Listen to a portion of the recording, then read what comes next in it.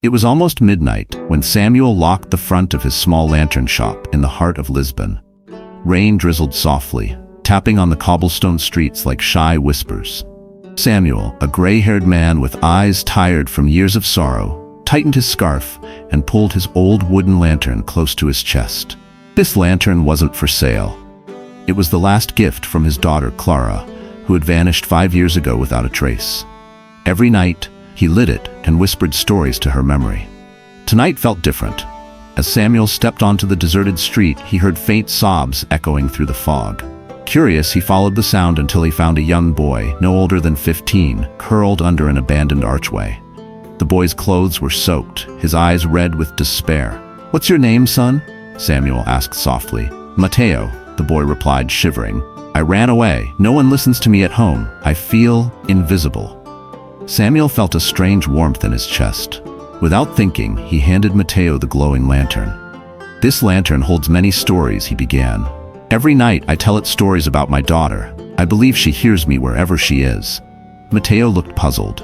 Samuel invited him into the shop, dried his clothes, and prepared warm tea. The flickering lantern filled the room with a golden glow, dancing on the walls like hidden spirits. As they sat, Samuel shared story after story.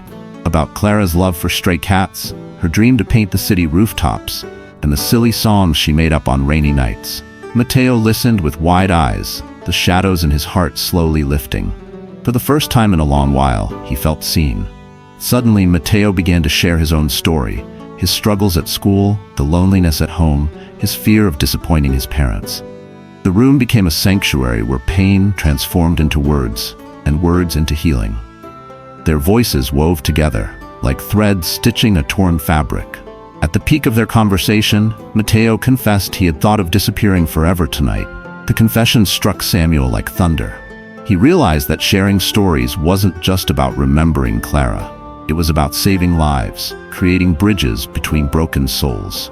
Hours passed, and as dawn crept into the city, Samuel handed Mateo a small lantern he had crafted years ago.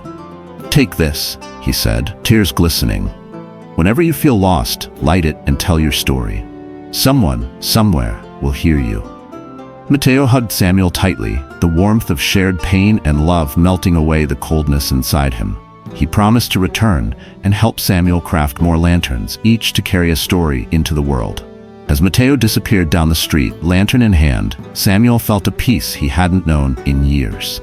For the first time since Clara's disappearance, he understood that her light still lived on, not just in his stories, but now in every soul that found healing in them.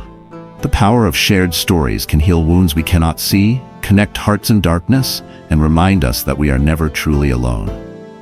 Speak, listen, and share, because every story holds the power to save. If the story touched your heart, don't forget to like, share, and subscribe. There's more long stories in the vault, and every sketch tells a deeper story.